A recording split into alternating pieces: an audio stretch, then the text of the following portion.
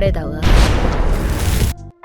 Seperti biasanya, setiap hari Sabtu sore, kita pun akan kembali membahas dan juga menceritakan mengenai breakdown dari detail-detail kecil yang kebetulan kemarin sudah sempat kita lewatkan.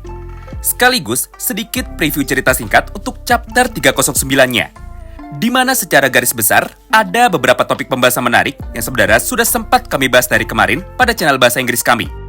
Tapi karena di sini belum, maka ayo mari kita bahas sama-sama, mulai dari bagian yang pertamanya lebih dulu. Singkat cerita, nggak perlu basa-basi lagi, mari kita langsung mulai aja dari topik pembahasan yang paling awal. Yaitu tentunya tentang sedikit preview cerita singkat untuk chapter 309 minggu depan. Pertama, chapter 309-nya tidak libur. Jadi, pada hari Senin atau pada hari Selasa Rabu nanti, cerita dari bocoran barunya pasti nanti akan keluar lagi. Kedua, judul dari chapter 309 adalah Reunion, alias reuni akbar atau pertemuan kembali dengan teman-teman lama mereka di dalam Akademi Sepak Bola Blue Lock. Lalu, selain judul dari chapter 309-nya, terdapat juga sedikit kata-kata editor tentang chapter terbarunya nanti, yaitu The Egoist Reunite. Atau jika kami terjemahkan, maka isinya adalah seperti ini. Yaitu, total 23 orang pemain dari Blue Lock sekarang semuanya sudah berkumpul.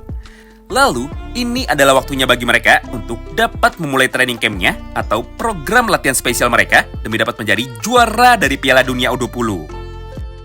Yang artinya, pada chapter 309 besok, isinya tidak akan membahas tentang Nagi lagi.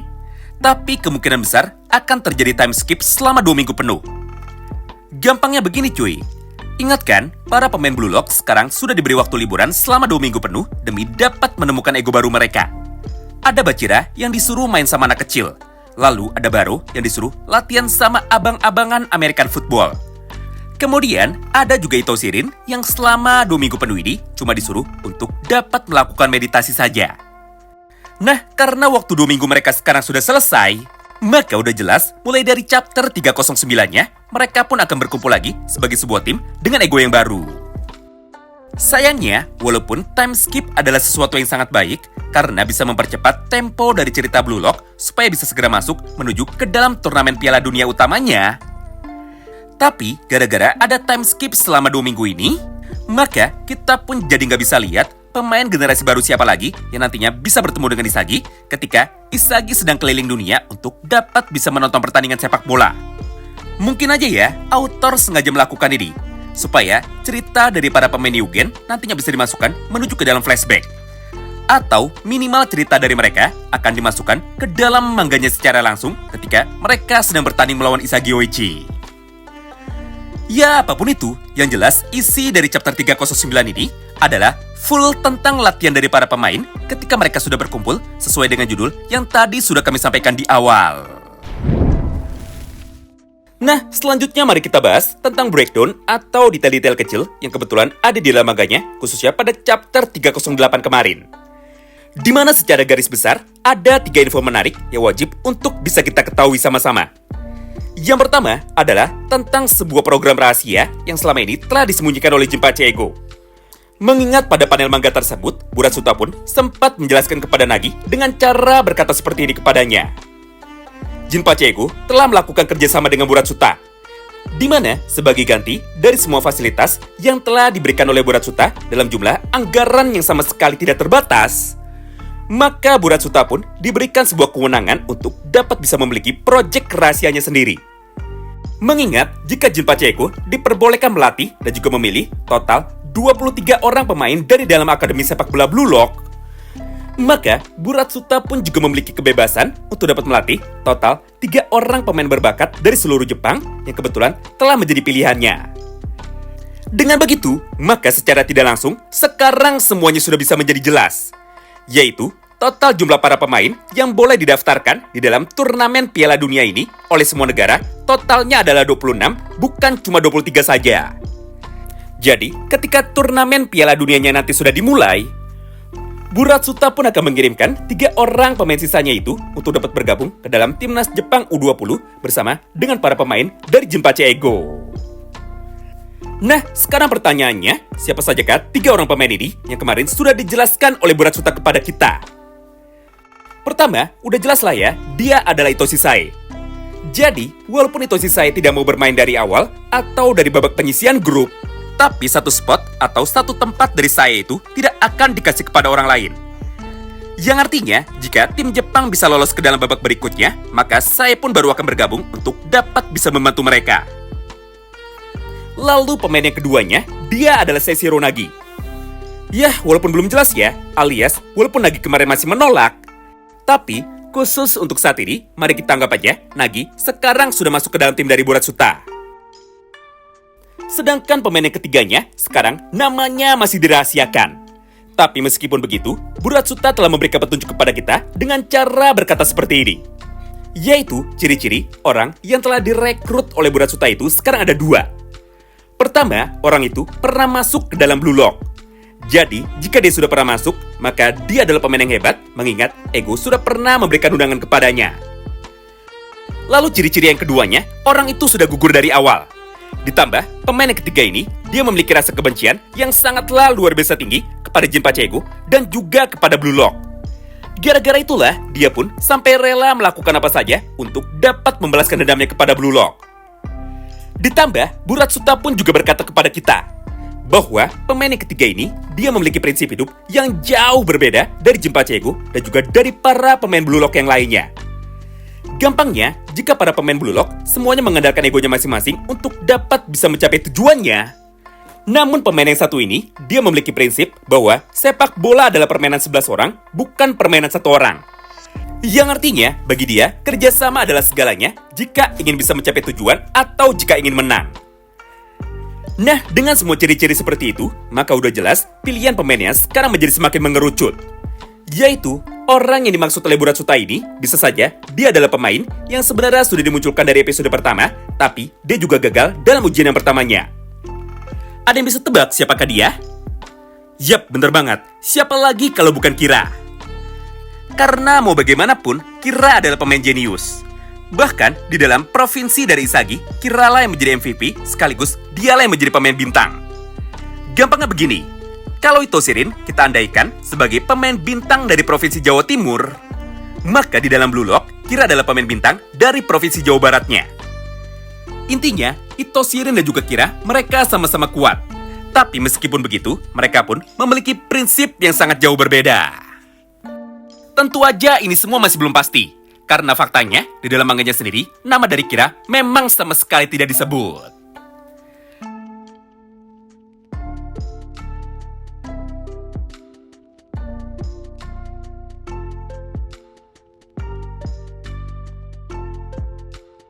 Nah, selain Kira, sepertinya masih ada beberapa nama pemain lain yang mungkin saja terdengar cukup bikin penasaran dan juga menarik untuk bisa dihadirkan kembali.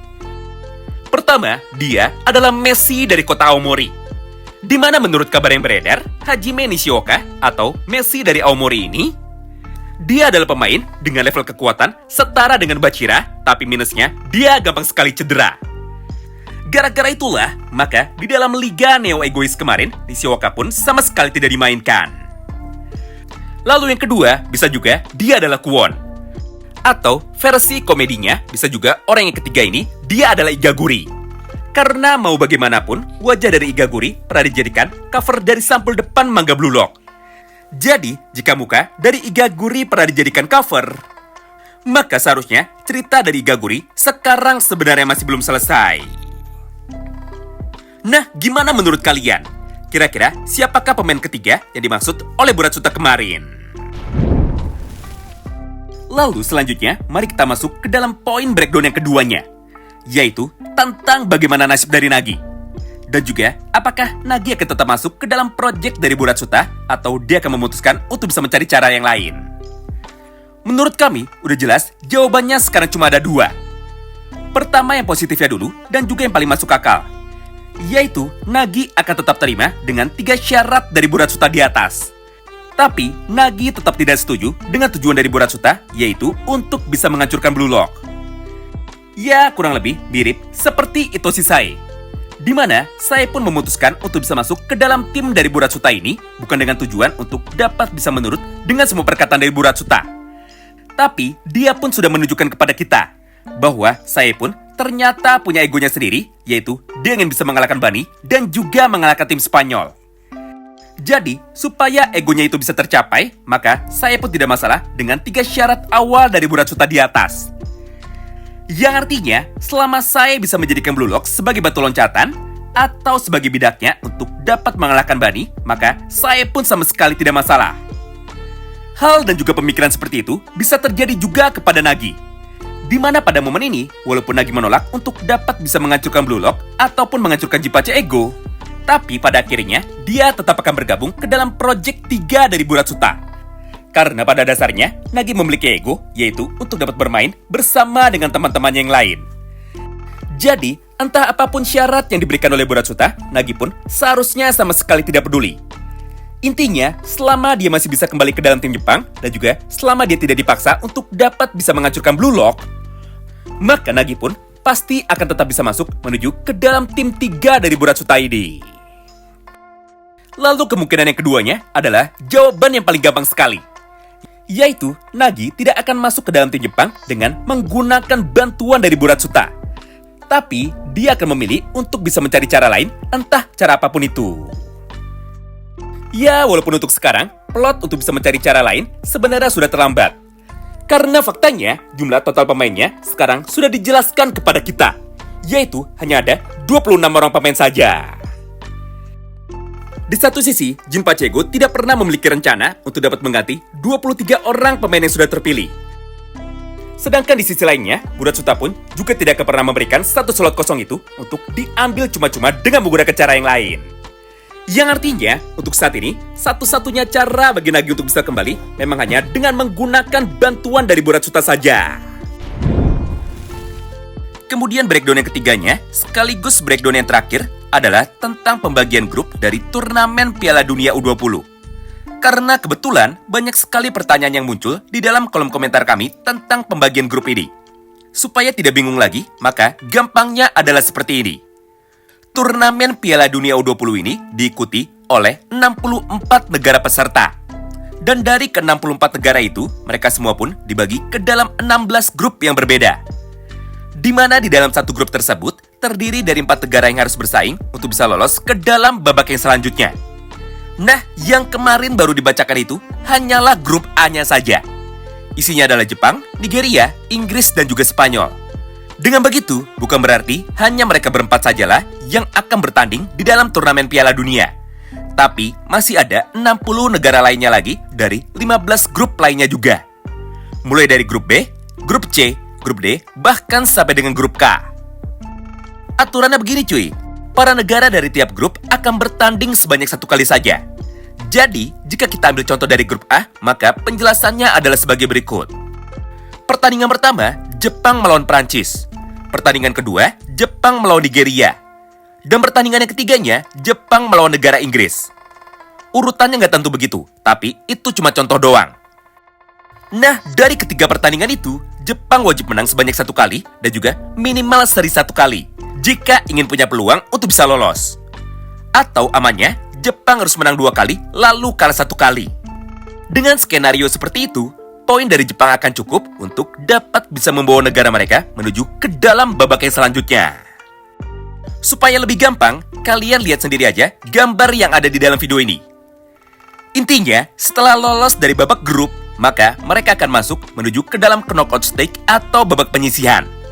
Di mana pada babak ini, total 32 tim yang lolos akan bertarung sebanyak 1 kali saja. Jika mereka menang lagi, maka mereka pun akan masuk ke dalam babak selanjutnya, yaitu ke dalam babak 16 besar. Begitupun seterusnya. Jika menang lagi di babak 16 besar, maka mereka akan masuk ke dalam babak 8 besar. Lalu, setelah menang lagi pada babak 8 besar, maka mereka akan masuk ke semifinal. Dan yang terakhirnya, jika mereka sudah berhasil menang di dalam babak semifinal, maka mereka pun akan masuk final untuk dapat menentukan siapakah negara sepak bola terbaik di dunia. Intinya, di dalam turnamen Piala Dunia ini, Jepang akan bertanding total sebanyak 8 kali jika mereka bisa masuk final. Jadi gitu ya cuy, urutannya sebenarnya gampang banget. Tapi, kemarin masih banyak yang salah paham tentang turnamen Piala Dunia dan menganggap turnamen Piala Dunia cuma 1 grup doang, kayak Liga Neo egois. Sebenarnya masih banyak sekali yang ingin kita bicarakan dari chapter 308 kemarin. Tapi, Karena minggu ini sedang ada pekerjaan di luar, maka kami tidak bisa ngobrol banyak tentang manga Blue Lock. Apapun itu, tentu aja bagi kalian yang tertarik untuk bisa tahu seperti apakah cerita aslinya, maka nantikan terus ya jalannya kelanjutan cerita manga Kuci Biru tepat pada hari Senin, Selasa, atau Rabu nanti. Terima kasih banyak yang sudah simak video ini sampai habis, dan salam baku hantam.